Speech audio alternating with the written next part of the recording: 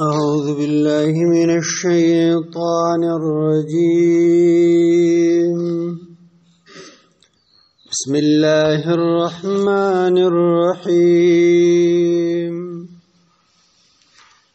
الحمد لله رب العالمين الرحمن الرحيم مالك يوم الدين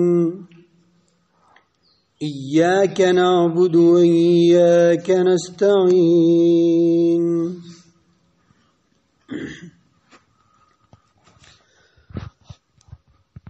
سورہ فاتحہ کے شروع حصے میں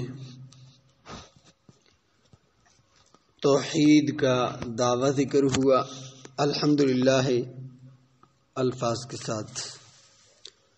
الحمدللہ تمام تعریفیں اللہ تعالیٰ کے لیے ہے. تعریفوں سے مراد معبودیت یا الوہیت کی تعریفیں ہیں خدائی کے. تو اس لفظ میں توحید کا دعویٰ کیا گیا ہے کہ عبادات جتنی بھی ہے اور ایک معبود کی جتنی تعریفیں ہو سکتی ہے وہ صرف اللہ سبحانہ و تعالیٰ کے لیے خاص ہیں. رب العالمین یہ لفظ اور الرحمن اور الرحیم یہ اس دعوے کی دلیلیں تھی تین کہ اللہ سبحانہ و تعالیٰ کے لیے تمام تعریفیں خاص کیوں ہیں، عبادت کی یا معبودیت کی یا الوہیت کی. وجہ یہ کہ وہ تمام جہان کا پالنے والا ہے اور نہایت مہربان ہے اور رحم کرنے والا ہے. الرحمن الرحیم اللہ سبحانہ و تعالیٰ کی رحمت کا تذکرہ ہوا کہ وہ بے انتہا نہایت رحم کرنے والا ہے. تو انسان کے دل میں وہم پیدا ہو سکتا ہے کہ جب وہ اتنا زیادہ رحم والا ہے، جس طرح ایک حدیث میں آتا ہے نبی علیہ الصلوۃ والسلام نے فرمایا کہ اگر ایک کافر کو بھی اللہ سبحانہ و تعالیٰ کی رحمت، اللہ سبحانہ و تعالیٰ کے رحم کا اندازہ ہو جائے تو اللہ سبحانہ و تعالیٰ کا ایک بہت بڑا دشمن کافر بھی اللہ تعالیٰ کی رحمت سے مایوس نہ ہو، بلکہ وہ بھی پر امید رہے کہ شاید میری بھی نجات کا سامان ہو جائے گا. تو اللہ سبحانہ و تعالیٰ کی رحمت اور وہ بھی دو صفتیں، ڈبل صفات کا تذکرہ ہوا تو انسان کے دل میں آ جائے کہ اتنا رحم کرنے والا ہے تو اب ہم آزاد پھریں اور آزاد زندگی گزارے، جس طرح ہمارے دل میں آئے ہم کریں اور اللہ سبحانہ و تعالیٰ کی نعمتیں جس طرح چاہیں استعمال کریں. جو وہ ہمیں بطور ربوبیت کے پالنے کے لیے جو وہ ہمیں دیتا ہے اس کے اب ہم مالک ہیں، جس طرح ہم چاہے اسے استعمال کریں. تو اس وہم کو ختم کرنے کے لیے اور انسان کی آزادی پر پابندی لگانے کے لیے کہ انسان آپ بالکل آزاد نہیں ہو، بلکہ اللہ سبحانہ و تعالیٰ اگر رحمان الرحیم ہے تو وہ مالک یوم الدین بھی ہے، قیامت کے دن کا مالک ہے، اور جو آپ یہاں کرو گے تو اس کا قیامت کے دن وہ پوچھ گچھ کرے گا، پوچھے گا. مالک ہے یوم الدین، بدلے کے دن کا. یوم کا معنی دن ہے. پورے 24 گھنٹے اس سے مراد ہوتے ہیں، لیکن قیامت کے دن تو 24 گھنٹے تو نہیں ہوں گے، 50,000 سال کا دن ہوگا. یہاں مراد ہے کہ پورا دن جو ہے صبح سے شام تک جب سورج نکلا ہوا ہوتا ہے. الدین اس کا لفظی معنی ہے بدلہ دینا یا بدلہ لینا. اور دین کو دین اس لیے کہا جاتا ہے کہ اس پہ جب انسان عمل کرتا ہے تو قیامت کے دن اس کو صلہ ملے گا، بدلہ ملے گا۔ تو یوم کا معنی دن اور الدین کا معنی ہے بدلہ۔ یوم الدین بدلے کے دن کا، مالک ہے یوم الدین بدلے کے دن کا۔ بعض قرأتوں میں نبی علیہ السلام نے فرمایا قرآن 7 قرأتوں پر نازل ہوا، یعنی 7 لہجوں میں۔ تو کچھ قاریوں نے میم کے کھڑے زبر کی بجائے میم پر لیٹا ہوا زبر پڑھا ہے مالکی یوم الدین، جس کا معنی ہے قیامت کے دن کا بادشاہ ہے۔ لیکن مالک لفظ وہ بادشاہ سے زیادہ جو ہے وہ معنی رکھتا ہے، کیونکہ بادشاہ جو ہوتا ہے وہ اپنی رعایا میں ہر قسم کا حکم نہیں چلا سکتا، جبکہ کسی چیز کا جو مالک ہوتا ہے اس میں اس کی مکمل مرضی چلتی ہے۔ تو مالک ہے یوم الدین بدلے کے دن کا۔ سوال اٹھتا ہے کہ اللہ سبحانہ و تعالیٰ تو دنیا کے دنوں کا بھی مالک ہے، تو یہ کیوں نہیں کہا کہ سارے زمانے کا مالک ہے؟ قیامت کے دن کو خاص کیوں کیا؟ تو ایک تو انسانوں کو تنبیہ کرنے کے لیے کہ وہ دن ان کو یاد دلایا جائے، اور ایک وجہ یہ ہے کہ دنیا میں جو دن چل رہے ہیں، جو زمانہ وقت چل رہا ہے، اس میں انسانوں کو بھی کچھ اختیار حاصل ہے، بلکہ ہر مخلوق، تمام مخلوقات کو اللہ سبحانہ و تعالیٰ نے ایک بڑی حد تک اختیارات دے رکھے ہیں۔ لیکن قیامت کے دن کسی کے پاس بالکل اختیار نہیں ہوگا، بلکہ اپنے جسم پر بھی اختیار نہیں ہوگا کہ جہاں کھڑا ہے اتنا اختیار انسان کے پاس نہیں ہوگا کہ اپنا پاؤں جو ہے اٹھا کے آگے رکھے، یعنی ایک قدم آگے بڑھا سکے، اتنا اختیار بھی نہیں ہوگا۔ ساری مخلوقات کھڑی ہوگی اور ہل بھی نہیں سکے گی۔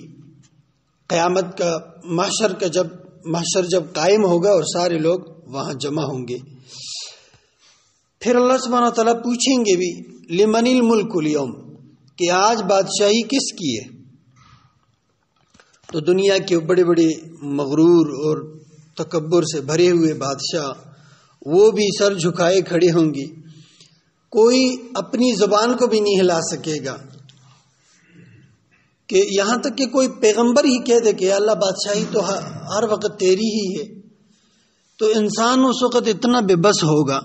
پھر اللہ سبحانہ وتعالیٰ خود ہی جواب ارشاد فرمائیں گے کہ للہ الواحد القہار، آج بادشاہت صرف ایک ہی ذات کی ہے، آج کسی کو کوئی اختیار حاصل نہیں ہے۔ تو اس لیے کہا گیا کہ مالک یوم الدین وہ بدلے کے دن کا مالک ہے کہ اس دن کسی اور کا اختیار کسی بھی حیثیت سے نہیں ہوگا، انسان بالکل بے بس ہوگا۔ اور ایک تنبیہ ہے،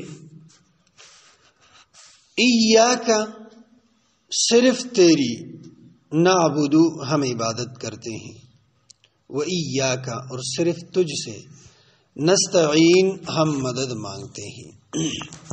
ایا اس کا معنی ہے خاص یا صرف، کا تیری، نعبدو ہم عبادت کرتے ہیں، نون کا معنی ہے ہم، اور عین با دال اس کا معنی ہے عبادت۔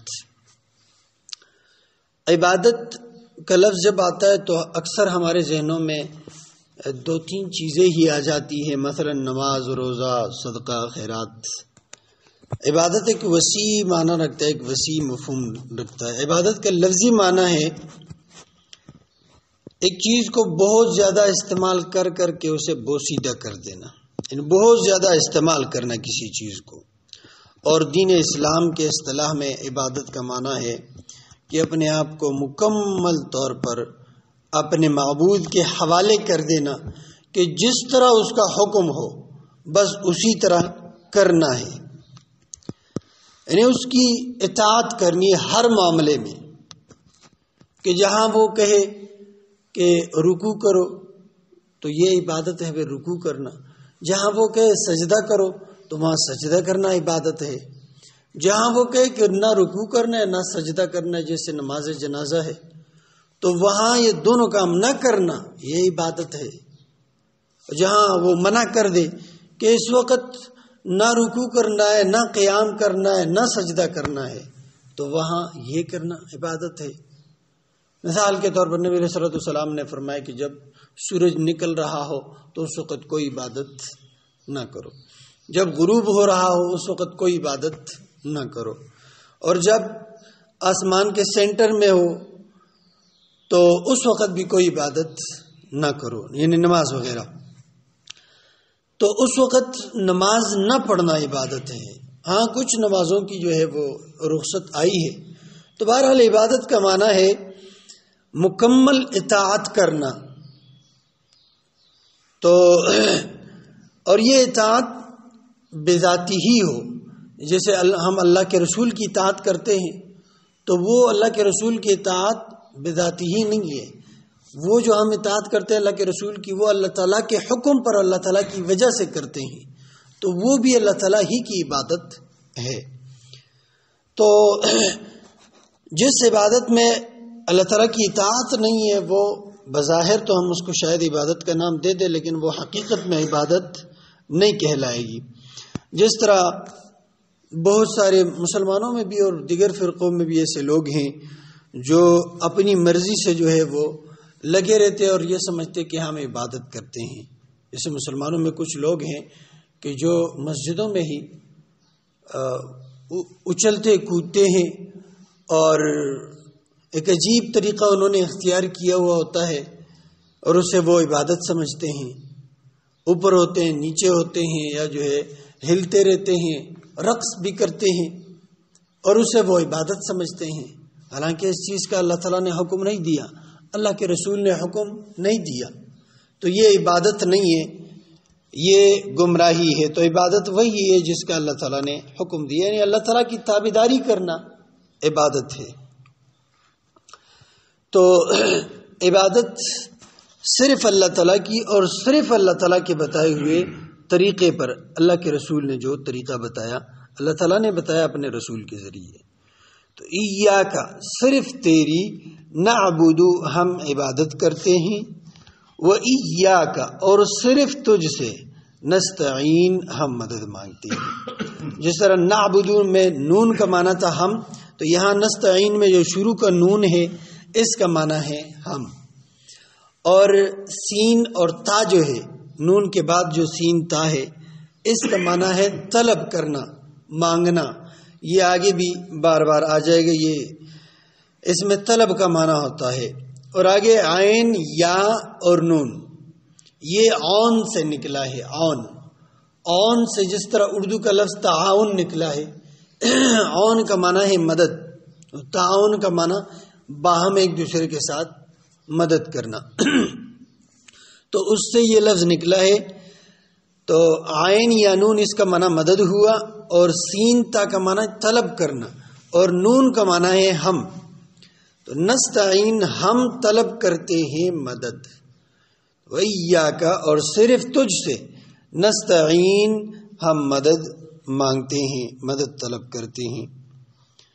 تو یہ دعا کا ایک طریقہ بھی اس میں اس آیت میں بتا دیا گیا کہ پہلے اللہ سبحانہ و تعالیٰ کے سامنے اپنی عاجزی، اپنی عبادت کا اظہار کیا جائے، اپنا کوئی نیک عمل وسیلے کے طور پر پیش کیا جائے، اور اس کے بعد اللہ سبحانہ و تعالیٰ کے سامنے عاجزی کا اظہار کیا جائے. اس طرح ایک مشہور حدیث ہے، یہ 3 بندے جا رہے تھے، بارش ہوئی تو انہوں نے کہا کہ کدھر جائیں، تو ایک غار میں چھپ گئے. تو لینڈ سلائیڈنگ ہوئی اور ایک بہت بڑا پتھر آیا اور غار کے منہ پہ، غار کے دہانے پہ آ کے رک گیا اور غار کا دہانہ بند کر دیا. تو ان تینوں نے اللہ سبحانہ و تعالیٰ سے دعا کی اور وسیلے کے طور پر اپنے اعمال پیش کیے. اللہ میں نے فلانا عمل کیا تھا، آپ نے بارہ سنی ہوگی حدیث، مشہور حدیث ہے. تو ان کے اعمال کے وسیلے سے انہوں نے دعا کی تو اللہ سبحانہ و تعالیٰ نے ان کو اس مصیبت سے نجات دے دی اور وہ جو پتھر تھا وہ غار کے دہانے سے سرک گیا اور ان کا راستہ کھل گیا. تو یہاں ایاک نعبد، یا اللہ ہم تیری عبادت کرتے ہیں، یہ ہم وسیلہ پیش کر رہے ہیں نیک اعمال کا. اور پھر وَإِيَّاكَ نَسْتَعِينُ، یا اللہ ہم تجھ سے ہی مدد مانگتے ہیں اور کسی سے نہیں مانگتے. تو یہ پھر دعا کا آغاز ہوا. پہلے نعبد، ہم عبادت کرتے ہیں، یہ وسیلہ نیک عمل کا، اور پھر آگے دعا کی یا اللہ ہم تیری عبادت کرتے تو ہماری عبادتوں کے سلے سے جو ہے ہماری مدد فرما دے. الحمد، تمام تعریفیں للہ، اللہ تعالی کے لیے ہے. ربی، جو پالنے والا ہے، العالمین، تمام مخلوقات کو. الرحمن، جو عام رحم کرنے والا ہے. الرحیمی، جو خاص رحم کرنے والا ہے. مالک، مالک ہے یوم الدین، بدلے کے دن کا. ایاک، صرف تیری. نعبد، ہم عبادت کرتے ہیں. وایاک، اور صرف تجھ سے. نستعین، ہم مدد مانگتے ہیں. شروع میں انشاءاللہ تھوڑی تفصیل کی کوشش کریں گے، پھر آگے یہی الفاظ بار بار دہرائے جاتے ہیں تو پھر انشاءاللہ زیادہ تفسیر کی ضرورت نہیں ہوگی، تو انشاءاللہ پھر زیادہ پڑھیں گے. اللہ سبحانہ و تعالی ہمیں اپنی کتاب کو سمجھنے اور اس کے مطابق اپنی زندگیاں بسر کرنے کی توفیق عنایت فرمائے. وآخر دعوانا الحمدللہ رب العالمین.